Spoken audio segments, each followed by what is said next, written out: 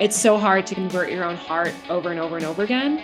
And if you're not in a healthy community that supports you in that journey and is full of people committed to that together, it's going to go south so quickly.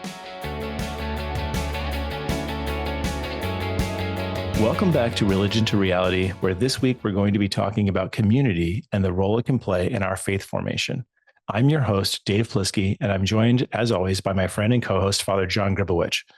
In our discipleship study and across a lot of these conversations we've been having as a part of this project, community is one of those recurring themes that keeps coming up.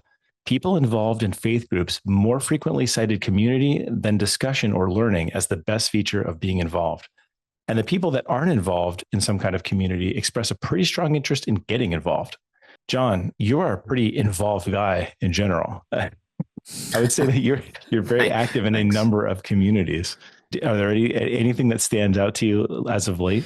Yeah, it's a great question. And you're right. It is kind of fun for me to be involved in lots of different communities. And I always look at community as a way to kind of help me to better myself, to maybe discover the things that I don't even know about who I am. Just kind of using people like a network group style. I just use people left and right. Yeah, that's all I do. But I mean, like, we are just relational beings, right? So that's just what we are. So that's exactly how we are able to come to discover who we are by our encounters, and how attentive we are to those encounters. We can come out of ourselves and then become a gift to those in our midst. Yeah. Something that's been on my mind is how hard I feel like my wife and I have struggled to be in community with other Catholics, other Christians in kind of our journey. And I just wonder if there are certain areas that don't have a lot to offer when it comes to community, or is it the fact that is it how one is approaching community that's really maybe the hang up, Is it such that, certain communities just are stronger, or are those people just better at doing community? And that's really what gives it its strength. Nothing to do with, like the topic or what they do or something like that. Yeah, I mean, I guess it's a little bit of both. I mean, I think it's a lot of things. I think that community always emerges when people realize that they need it. So I think that's just basically it. If people don't feel like they need it for some reason, as hard as they try to make something happen, I don't think something will happen. But, you just think about all the communities that emerge over like a certain type of interest or a certain type of passion. I think people feel as if somehow being connected to other like-minded people kind of augments the whole experience of whatever it is that they're into. I mean, you just think about I was just watching that documentary on the Grateful Dead and all that, and like that community that emerged around that band. But you could say the same thing about Taylor Swift and so many other like popular figures like that. There's some type of real need to kind of extend the just the passion, the excitement that something's happened. So I think, in the faith space, when people have a genuine encounter with God in some ways, they've met Jesus as a real person, I think that they start to want to find people who've had similar types of experiences to like augment the experience. So I think something like that might happen. So when people need it, that's when it seems to emerge. Yeah, I agree with that. Well, for this episode, we spoke with three guests who are all involved in very different forms of community. First up, we spoke with Dr. Mark Heyman, who I met in the Scent community, which is a Catholic entrepreneurship group that we were in for a year together. Mark is a licensed psychologist and host of the Whiskey and the Word small group at St. Bridget Parish in San Diego. They're a group that meets regularly for fellowship and discussion over a glass of whiskey. And by the way, it's not at the parish, it's in his backyard. We'll hear a little bit about how they spread and how not every group can be for every person.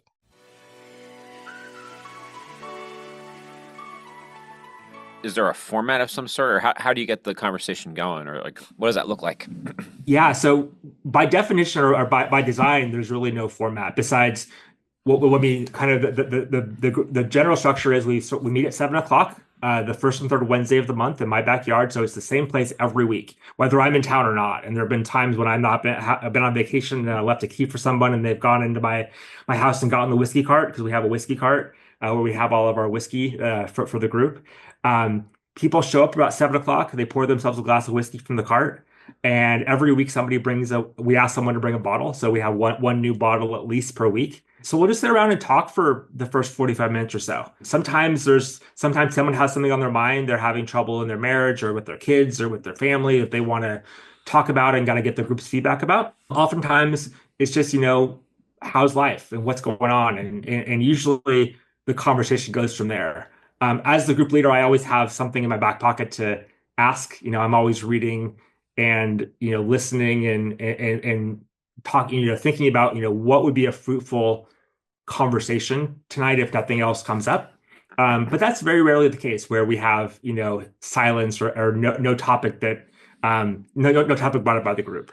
And then about halfway through the meeting, we open the new bottle and we do a blind tasting. So we pass the bottle around and everyone pours themselves a small glass, and we have a discussion about the whiskey. If the person who brought the bottle knows anything about what they brought, they'll talk about the story behind the whiskey and really kind of understand that. And then usually about 8:15 or 8:30, we'll shift to the Word, where we'll read the upcoming readings for the next Sunday. So whether it's just the gospel or whether it's all three readings, and have a discussion there. I would say that we probably do that about half the time where we actually get to the Word.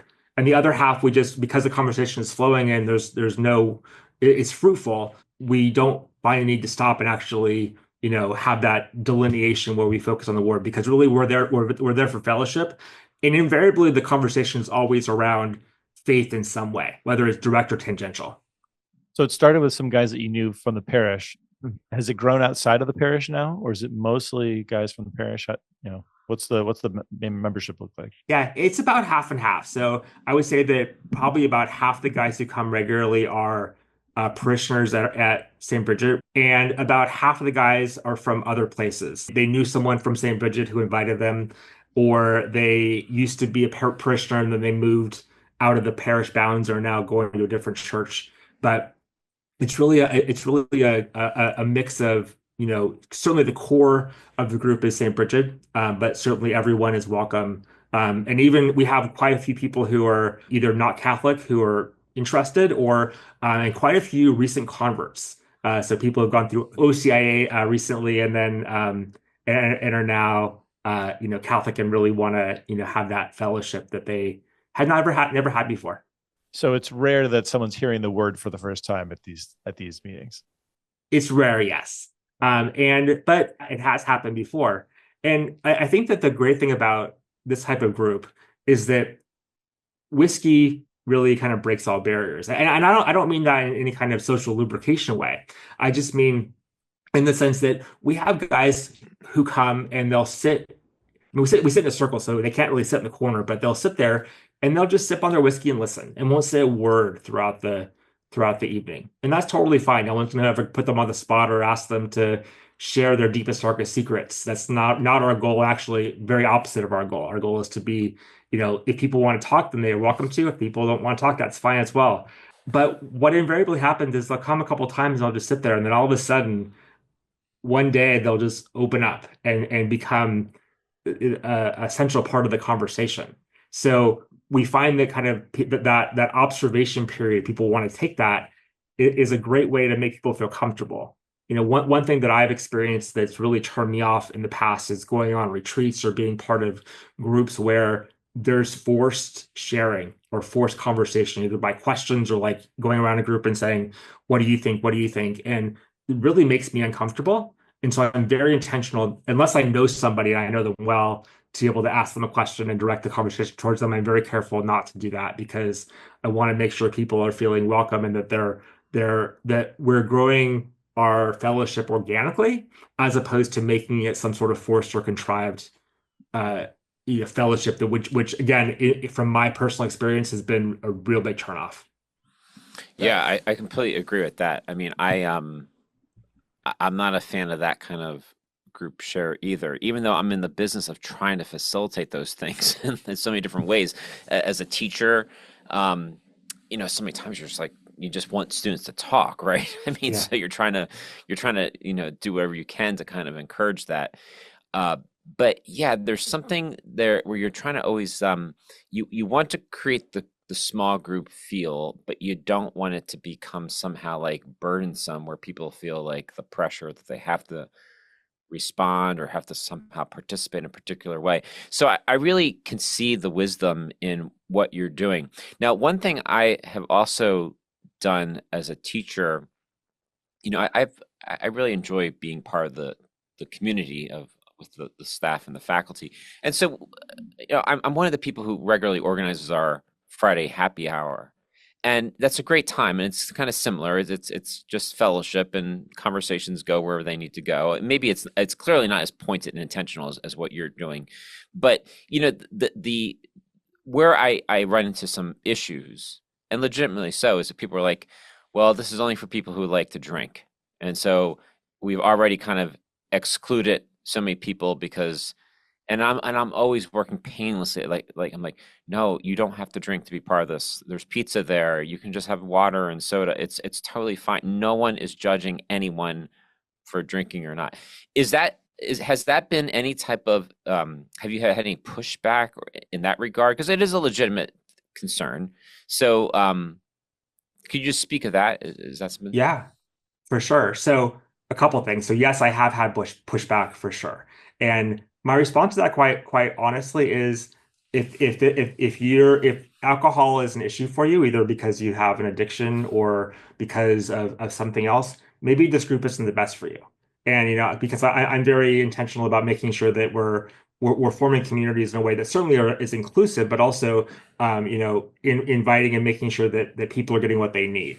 So there are some people, Dave, a mutual friend of ours, Scott Weeman, who's the CEO of Catholic in Recovery. He's a former parishioner at my parish, and he was certainly always invited to the group, but he never came because it was a group focused on alcohol, and that's not something for him. We've had people decline coming because they're in recovery and whatnot, and that's fine. And from my perspective, certainly we don't want to be excluded, but this is the kind of the core of the group and what our ethos is. Not around drinking, but certainly making whiskey a part and appreciation of whiskey a part of it. That being said, many of us during the year fast from alcohol for various reasons, primarily during Lent, or many of us are part of a group that does Exodus 90, and during those times, we just don't drink, or certainly individuals in the group don't drink.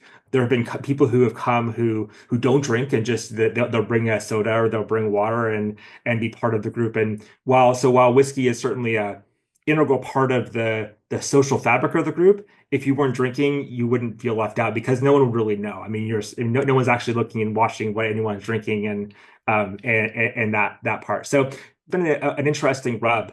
Because we don't want to exclude, but we also want to make sure that this is a group of people with common interests, both faith interests, but also, whiskey and cigars and other types of carnal interests. And for some people, that's just not a good fit. Just like it wouldn't be a good fit if you wanted a very structured Bible study.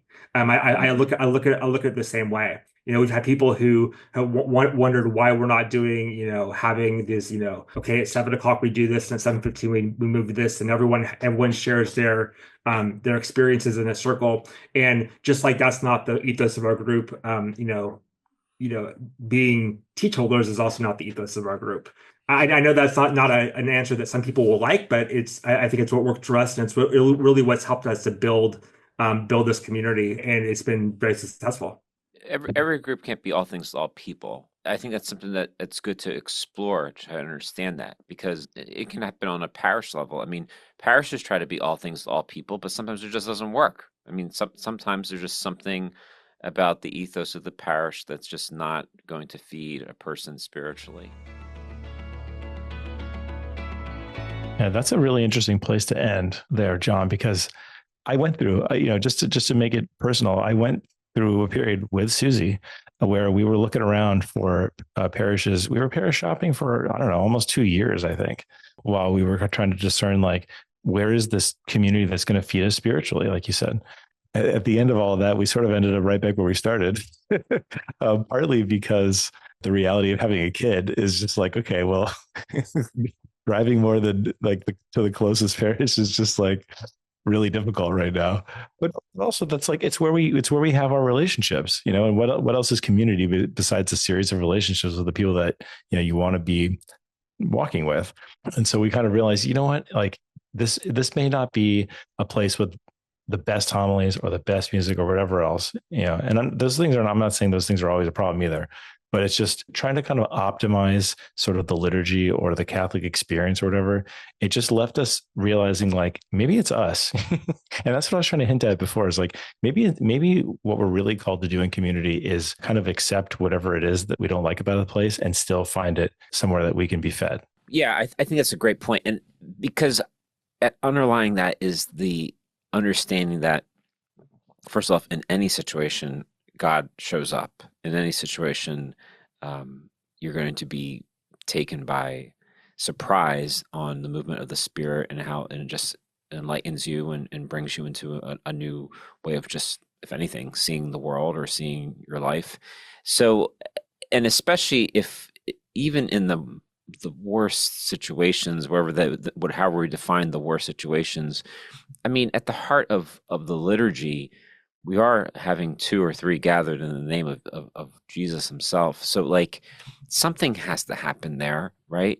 I do think that for when you're on a certain part of your faith journey, I think there is room to explore and try to find those things that seem to kind of feed a particular need you have on the faith journey. But I think by default, if that's the right way of saying it, any parish is going to be a place where you're going to encounter God in some level. And if you're always going to a place and you're getting frustrated because you don't like it for whatever reason, well, that's just something that I think you do have to kind of examine and work through. That doesn't excuse, like, bad teaching, liturgy, heresy, or anything like that. It's not trying to, but it's trying to really actively discern, like what is it that's really essential? What is it that's not really essential? And try to be honest with yourself with that. And then the other thing that sticks out to me from the conversation with Mark is also kind of resonating with something that you said at the top, which was just that like group community happens when people need a particular type of community, right? It has to be an organic thing or else it's not really going to work. And that is so true. Mm-hmm. And there's like in my own life, I've failed to kind of create groups. I wasn't trying to do what Mark was trying to do exactly, or not even really that close. But the reality is, like, I'm interested in talking about faith with people who don't share my faith background or even my interest in faith. And so trying to create a faith group with someone who doesn't really want to talk about faith isn't really going to work for them. It works for me, but it doesn't work for them. And it's just not getting started. And the other thing is, it's like, it's hard to find. So I would be interested in starting a group, even with people who are interested in talking about faith. But so far, I haven't been able to find the people who want to have the conversations I want to have in my area. And so just trying to figure out where those people are exactly has been a real challenge. And I'm starting to think that maybe interfaith groups are maybe like kind of the place to sort of find what I'm looking to explore, which doesn't necessarily have to do specifically with Catholicism or even Christianity, but just like, the path that we're really all on, if we're honest with ourselves. Well, I definitely think that there is a very large segment of the population that is in some type of what is commonly called now interspiritual type of place, where they are pulling from lots of different traditions. They're seeing certain benefits here. They're leaving things that they learned in the past behind. Like there is a very strong emerging group right there. And I don't think that all of them are necessarily going to land at like a Catholic parish, but I think that's the group of people that you probably find the most, resonance with, because those are really genuine seekers. And they're also people who can see the good and bad in situations and try to bring a level of discernment to things. So I think that is a real untapped group that has not been mobilized, if that's the right way to say it. That really requires a lot of effort to let go of the tribal nature of community, where we're thinking, well, this community is only legitimate if it fits into all the parameters of, Catholic teaching or doctrine or something like that. I mean, and I think, he kind of gets a little bit at this in what he was saying about how, like, yeah, you don't have to drink to be part of this. You can still very much be okay with drinking whatever and still being very much part of the group. I think that he's onto something there. I don't know how well it works. I don't know, but I mean, that is a good way to enter into it, because there seems to be a pretty low bar of entry, and that's pretty good. Yeah. I mean, it sounds like, I mean, I know, Mark, I know they would be doing this responsibly. Like, so I can tell you, I haven't been, but I can pretty much guarantee that this is not a place where everyone's getting wasted, because nobody wants to be the only sober person in a situation. That's terrible. I don't think that's what's happening. Well, we talked a little bit about being involved in community, but living in community can be an entirely different experience. We spoke with Renée Roden, who we heard from 2 episodes ago on the Expressive Fruits episode. She's a journalist and author who has been involved in the Catholic worker movement, currently living in a Catholic worker house. Father John had the chance to sit down with Renée and talk about the realities and difficulties of community life. I'm talking more about the community itself, creating a society out of the shell of something old to create something new. Like, tell me a little bit more about your experience with that, because people could be very inspired to be like, all right, I'm going to, like, I've had my own experience. I'm going to go run off to this monastery. I'm going to run off to this community. I'm going to do these things here, because, like, this is where people are getting it right. And then you quickly realize, like, oh, it's not as good as I thought it was, or I'm not committed to it, I guess, in the way that I thought I could have been. So, like, could you just talk a little bit about your experience with community within the context of the Catholic worker, and what that really ultimately means within the church? I think, yes. So, one, I remember talking to a Benedictine monk about struggles I was having in a community. And he said, oh, well, yeah, community life is hard. And I was like, yes, it is. However, you have a 1,300-year-old rule that guides you, and you have 2 years of, novitiate to understand that rule. Plus, an abbot, like, you have a lot of structures you've agreed upon about what it means to be a monk in that community that can at least, they're guardrails, there's something to hold on to as you navigate that difficult sort of communal life together. I think the problem in a lot of Catholic worker communities is very simple, which is just that there's not enough clarification of thought of what it means to even be a Catholic worker, what the goals are. And those are very basic things you have to answer in order to function together as a community. So I actually think this is not original to me. There are other people in the movement who had this insight, but I've come to agree with them, is that the Catholic worker movement seems to be thriving in many ways amongst families, right? And so I've met many families who have decided, they've read Dorothy and Peter's work, and they say, oh, we can practice this in our household. I know one family that has 4 children, and whenever they decide to take in a guest, they like move all the kids, they kind of rearrange their house to create a guest suite for the guests that they will take in off the street, or that a shelter will call them for overflow. So they're very committed to that radical vision. And I do think there's a natural stability to family life, like, I think intimacy is a really foundational key for a community. It gets lost, but you need intimacy, you need friendship, you need to feel like you're seen. And so, within a marriage, hopefully you have that between a husband and a wife, naturally, that commitment of like, okay, the goal of all this, kind of like the Eucharist, right? The goal of all of whatever we're doing is ultimately just for us to love each other better so that we can love God better, and that need to know and love and see the other person is so central to what a marriage and a family is, that it's a solid basis for a community, which you're not always guaranteed to have at a lot of the countercultural communes that Jenny Odell brings up. I thought her insight is, I just find it so wise. She talks about how so many communes end in disaster, and in like, the genius who wants to escape the capitalist system he becomes his own dictator. And I think you do see that in a lot of countercultural communes, unfortunately. But I also think the reason that is because that's the temptation of all our own hearts, and it's so hard to convert your own heart over and over and over again. And if you're not in a healthy community that supports you in that journey and is full of people committed to that together, it's going to go south so quickly, right?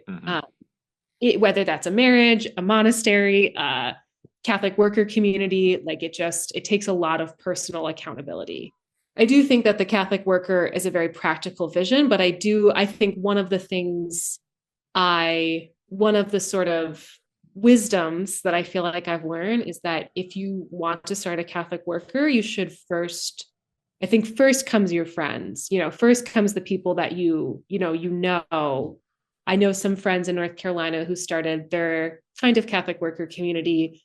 They were just all friends and they sat and read a Catholic worker book together and then they read another one, so it kind of began with friends who all were longing for the same thing. And I think that's a very necessary component. I think also I would say community, I've come to see community much more about me and my neighbors versus like who I share a household with on some level.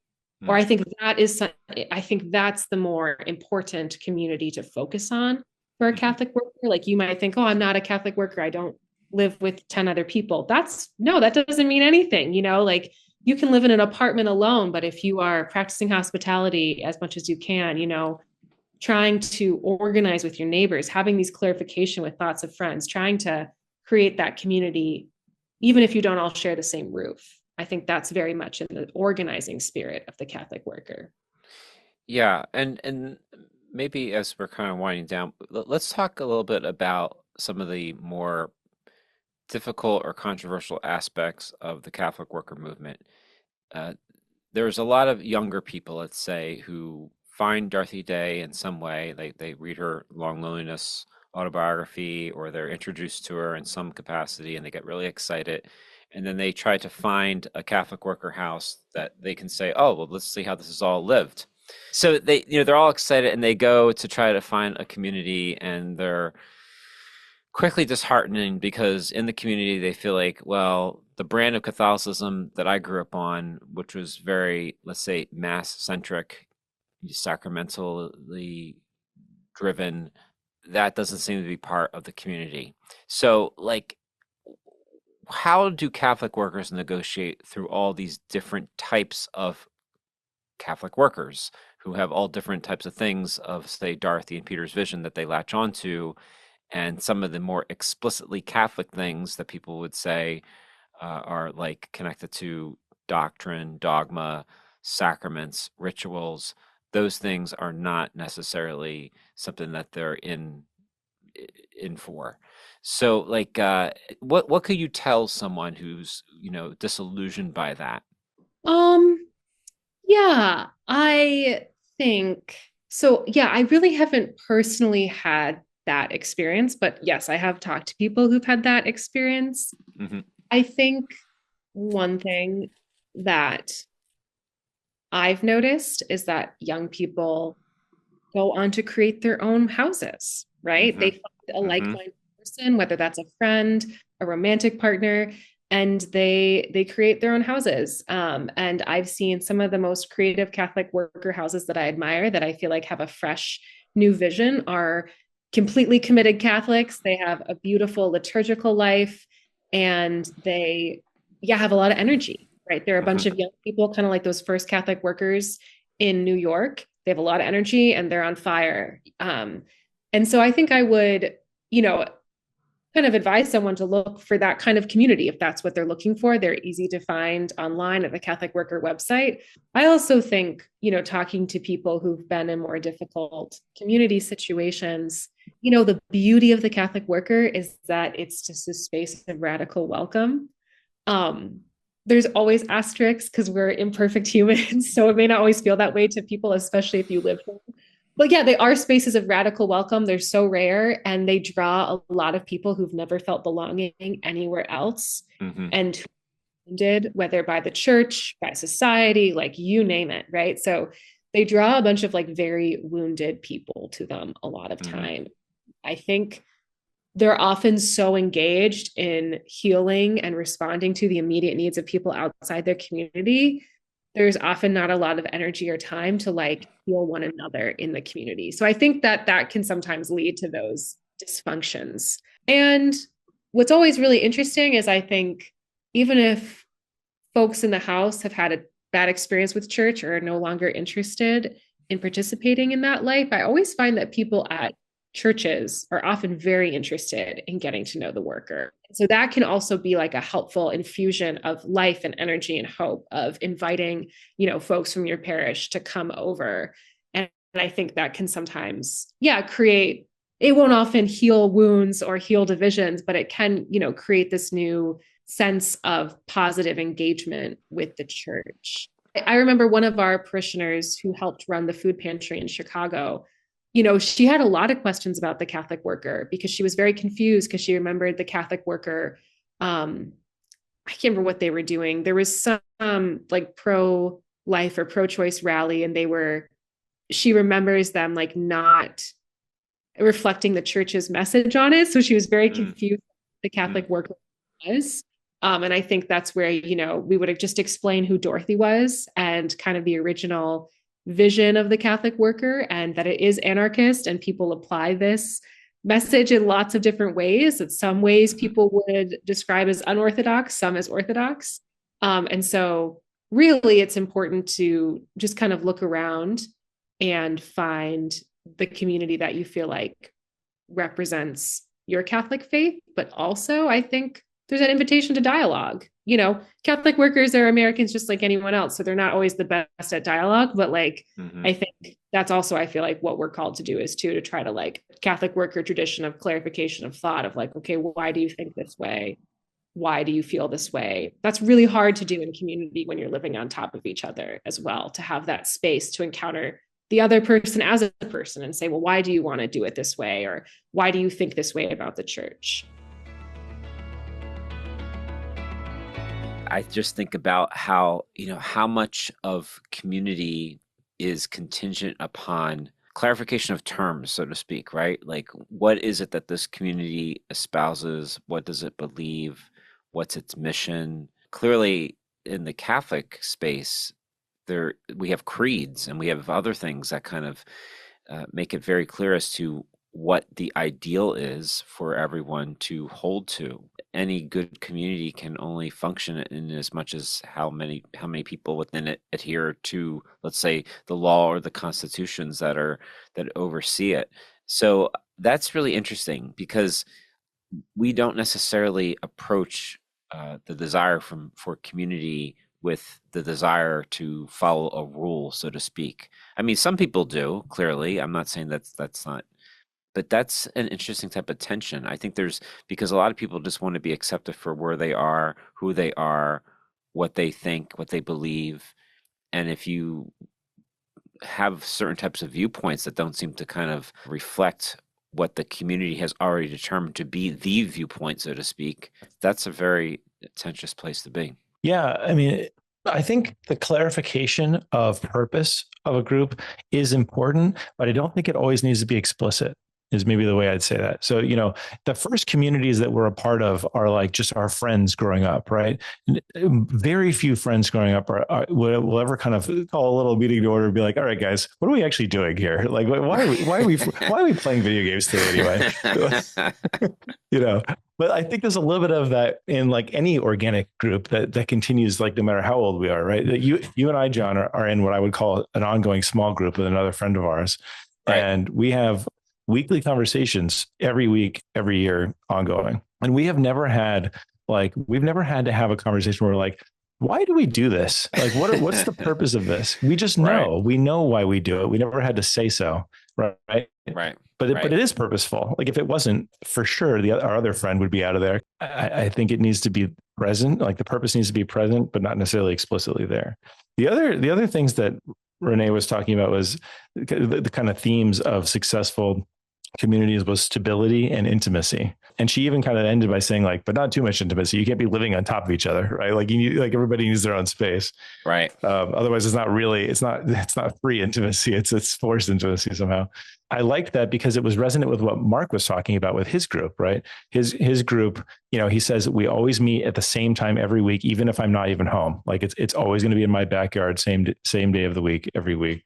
And they sit in such a way where no one is excluded. There's no corner that you can go hide in. So even if you are just a listener, you're right in there with everybody else. So I think there is this kind of like intimacy there.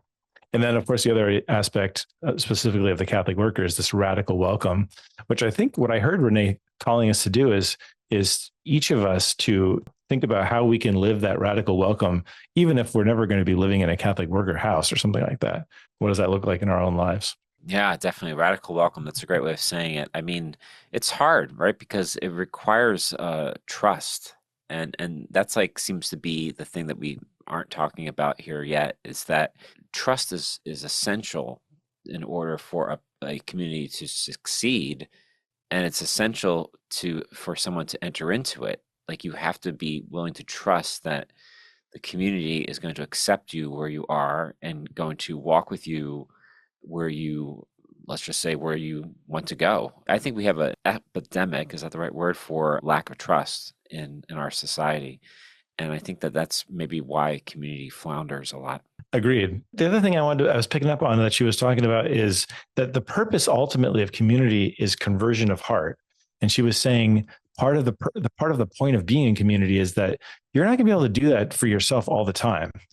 That she was talking about, like, the leader of these new groups become dictators of their own lives, chasing some kind of temptation it's not really what God's vision for our lives is necessarily. And we talked about how you can't do that. That's why Exodus 90 guys are in a group. I think we mentioned that in an episode before. And it's also why we talked to Dr. Bill Keimig from Franciscan University of Steubenville's Catechetical Institute. And I remember him telling me the critical aspect of everything is not actually all the modules that they've created for all these different types of formation, but it's the fact that they recommend doing it in small groups. And he says specifically small groups of 3 or 4, because you want it to be intimate but be big enough that there is some kind of like discussion happening. He said, like, every once in a while there's an outlier. He said that he talked about this nun in Taipei who just like plows through this stuff all on her own. She's just like amazing. Like, it's just but she's just somehow driven internally to do this, but that's extremely rare. That most people need other people to go through it with them. Yeah, I mean, like, the smaller the better, I think, always works in being able to kind of cultivate that intimacy. I mean, and it's really, and it's antithetical to so much of how we think, maybe as Americans or Westerners, where the bigger the better, the more the merrier, all those types of ways. Like, we just need to kind of make the biggest impact because we come to it with such utilitarian values, but the smaller the better. That's how it always is. Right.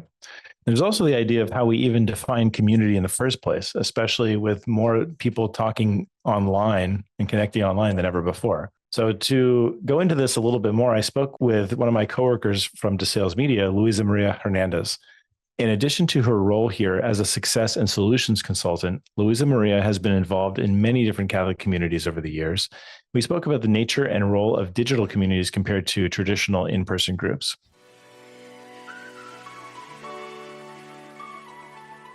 Is it the case that the best way that digital serves community is by helping people to find out about communities and lead them into in-person communities? Or is it totally reasonable for certain communities to just stay digital and people meet online and that's that?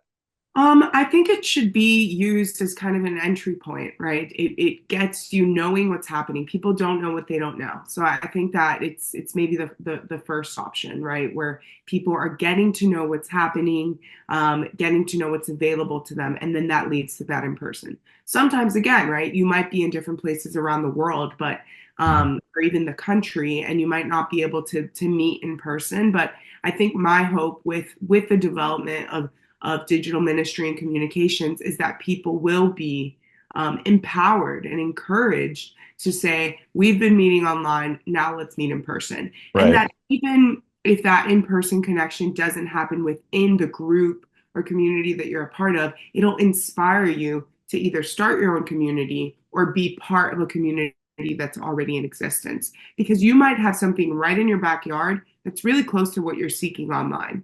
Mm-hmm. You haven't branched out, or their communications aren't great, and so you don't even know that it exists. I think that the desire to meet in, so let's say a group mostly meets online or only meets online. I think the desire to meet up in person is a sign of a healthy group. I lead a book club that is a Zoom-based book club, loosely based in Brooklyn. Actually, it's something that Father John here started during COVID. That was the need. The thought was like, what can we do that would appeal to these particular people in a time that people can't get together in person? But since then, it's been going, let's say, 5 years, and we try to get together one or two times a year. Even though people are coming from different places, I don't live in the city anymore, but we make it happen because we want to be in each other's presence, and I think I think there's a yearning there. Similarly, with the attentive heart work and the work that you're doing in Called with Sunday to Sunday, John, that started as an online cohort of people journeying together and has now had an in-person retreat component that I think was beautiful. And people were really looking forward to, spending the time in person because they love spending the time with each other digitally. So why wouldn't they want to be in person and kind of meet, actually coast to coast in that case? Yeah, I've found that it's almost like, we've had like online dating for some time. And I have not done online dating myself, but what I actually gather from it is the fact that you really go through certain dimensions of your experience with the person online. And it kind of, in a certain sense, vets things out and kind of sees things where they are. And you go to a particular level in that context, so that when you actually have the in-person encounter, it's actually even more. It's a richer experience because there's been more of an anticipation. There's been more groundwork that's been laid down that maybe could not have been done if you actually met the person in person up front. So I feel that there's something else. I think every time that we got together in person, whether it was a book club or the extended part, there was a real genuine excitement to actually see people in person for the first time, because there's just been so much developed with the relationship virtually. So I have found that to be a really good part of the whole virtual experience leading up to the in person. If that makes sense. Right? That anticipation, I think, is so close to what we experience as Christians, and even with, as Catholics, right? There's a calendar of the readings, right, and what we're experiencing in the Mass, and I think that anticipation is so connected to what we experience when we're in these online communities, where we know what's going to happen next, which is what we hope for, right? We want these virtual encounters to be in person. We want the Scripture to lead to this specific outcome, and I think it's all connected. We have to want to see things in that way. But it's exciting. I think it's this continuous promise of you're committed, you're going to show up every Tuesday at 7 p.m., whatever time zone you're in, and you're going to meet with these people. But at the end of it, something really great is going to happen, hopefully, right? You use the word commitment, and I that is the key to me for community, and something that I have a hard time in my own life, accepting a lot of the time. I think it's one of the reasons it's been so difficult for my wife and I to find a parish community. And not that there's a fear of commitment per se, but that there's a desire to find the perfect parish community, that's firing on all cylinders and all that kind of stuff, rather than just realize there's always going to be something lacking in some way, or maybe that's even the wrong way to look at it. Maybe this isn't a moment to be critical. Maybe it's a moment to be accepting, looking at ourselves, say wow, why is this so important for us to kind of be in control? Let us rather enter into this space, recognizing we're not in control of these other people, and yet we still want to commit to kind of journeying with them, spiritually. I think that commitment will lead to consistency, right? And so if you have that consistency, you're going to naturally be more committed. And I've had experiences within different ministries that I've been a part of, and groups and things, where it's kind of developed, and it develops with you and with the parts of your life that are changing. And I was one of the co-leaders for the Young Professional Women's group at the Harvard Catholic Center for 5 years. And over those 5 years, it started with, we're meeting every week. and we're going to see each other. And this is the time to, hey, maybe it's once a month, or during the pandemic, hey, it's over Zoom and this is what it's going to be. And consistently, I was there. I was showing up, right? It's not that I didn't have a choice, but I was one of the people running it. So I needed to be there. And the thing that people would ask throughout those 5 years all the time was consistency. If we're there consistently and if we know when it's going to happen, then I will be able to commit. Structure would lead to clarity, right? And that structure within that led to the clarity of recognizing that that was a community that you wanted to be a part of and that it was fruitful and you were getting something from it. So it seems, at least from the outside, I don't live your life, you live your life, but it seems like you do a good job of both, which is that you are able to consistently commit to, the groups that you want to be a regular attendee or member of, but then you also are constantly finding new things to check out and go see. And, some of that is just one-off events, which are great too, but, you just seem particularly tapped in. Like, how does one become tapped into what's happening when it comes to community and events in the church? I think the way to get tapped in is it's tough, right? Because we're talking about both the in-person and the digital. And so I think digitally, just join every WhatsApp group that's out there, right? Like, this is truly a way in which so many people are communicating, and you get to join the WhatsApp or the listserv, which I guess people don't use the listserv that much anymore, but the email newsletter and all of these ways in which there's digital tools that let you know what's happening. But where are you finding them? Like, join them how? And so that joining them how comes from when you decide to go to the young adult event at St. Patrick's, right? You show up and you just ask someone, right? And that takes a lot. That takes a lot for you to go up to a complete stranger and say, hey, I see this event just happened and I want to know more. Also, I recognize that sometimes our bulletins are not updated or they're not being put on their websites, right? That's a much larger issue that's happening throughout all of our churches. But it's a matter of, if you open that bulletin or you hear the announcement and you want that, right? There's that desire within you. The spark is there to be involved, to know more, go up to a person. If you're at a church and at the end of Mass, there's an announcement and somebody says, I'm in the hospitality committee. If you want to join, come talk to me. I'll be in the vestibule. Go up to them, right? Like, actually go up to them, because I think a lot of the times we are in this era of, for example, social media, where it's instant gratification, right? We think that being on Facebook for our parish and seeing 20 reactions to a post means that everyone's on Facebook. No, 20 people are on Facebook. They reacted. When you look at the algorithm, when you look at the data, it's showing you that you think that people are reacting. Nothing will trump the in-person interaction, where not only does something happen chemically in your body when you meet the people and you get excited to meet other people and that connection happens, but also it's so much deeper than you just anonymously pressing a button on social media. I love this idea that going to see the person who made the announcement after Mass is for the extroverts and bulletins are for the introverts, essentially. I shouldn't say that, but I'm kind of, I never thought about that. As someone doing digital marketing most of his career, looking at bulletins often makes me sad. Like, why? How are we still stuck here? But I guess maybe it is an important thing for people who are not ready to have a conversation.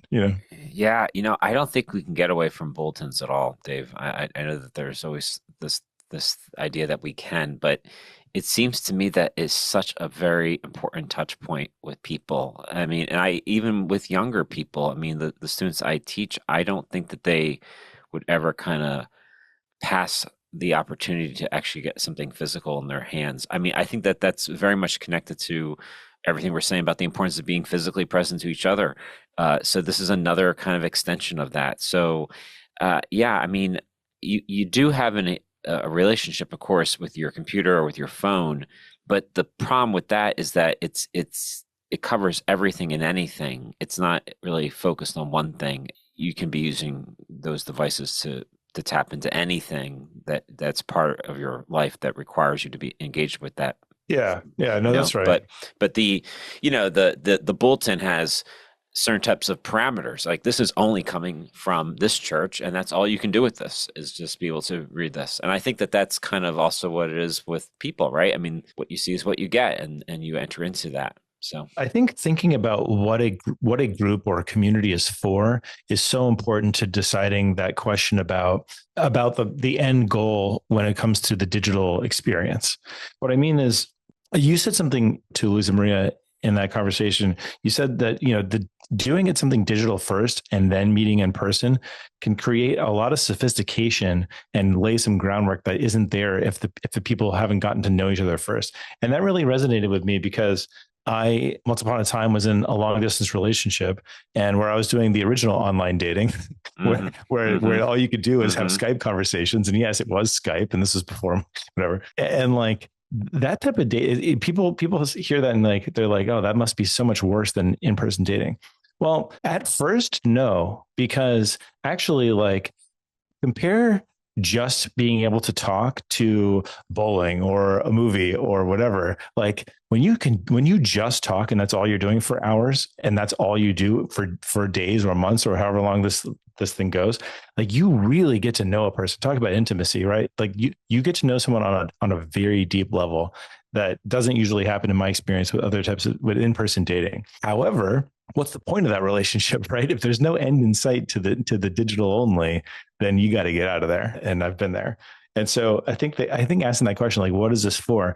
This ongoing book club that I mentioned, like the in-person, meetings can be cool, but that's not why we're in it. We're in it to kind of have this ongoing journey together that really does develop. I mean, I don't know if I mentioned this. I get to see all these people at my son's baptism coming up, that I generally only see online because we have legitimate friendships and, we know each other's lives.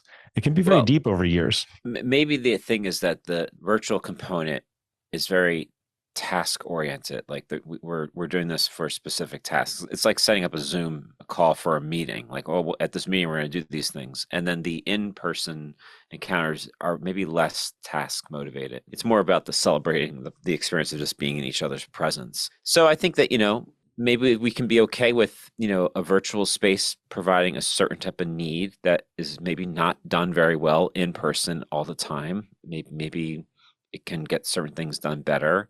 It doesn't mean to say that you can't do "quote unquote" productive things in person. Of course you can. I think that it's here to stay, right? So we have to just be able to kind of discern its relationship. As someone who works remotely almost all the time, I thought going into this, I couldn't wait to kind of like stop having inane like kind of interruptions to my day when someone would just sort of like pop out of nowhere at my desk. And now I got to tell you, I really kind of miss those moments. Not with everyone. Right. No. But like, yeah, I mean, like when you work remotely, you don't have a conversation with someone unless it's planned. There's no like just happening upon something.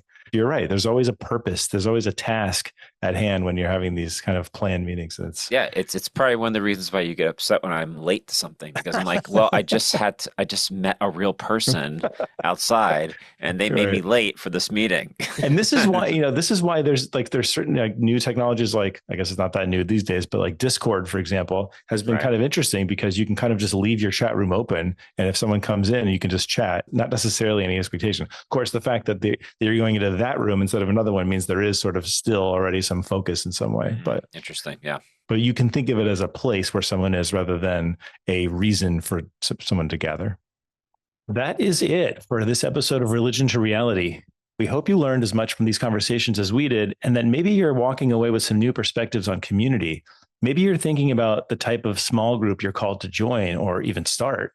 Maybe you're just reconsidering what community is supposed to mean and how to be in community well and what you might be missing in terms of the communities you're part of right now. Thanks again to our guests for this episode, Mark Heyman, Renée Roden, and Luisamaria Hernandez. You can find Mark at thediabetespsychologist.com. Renee's work can be found at reneedarleneroden.com. That's ReneeDarleneRoden.com. And Luisamaria's website is Luisamaria, Luisamaria, Hernandez with a Z.com. You can find out more about them in our show notes.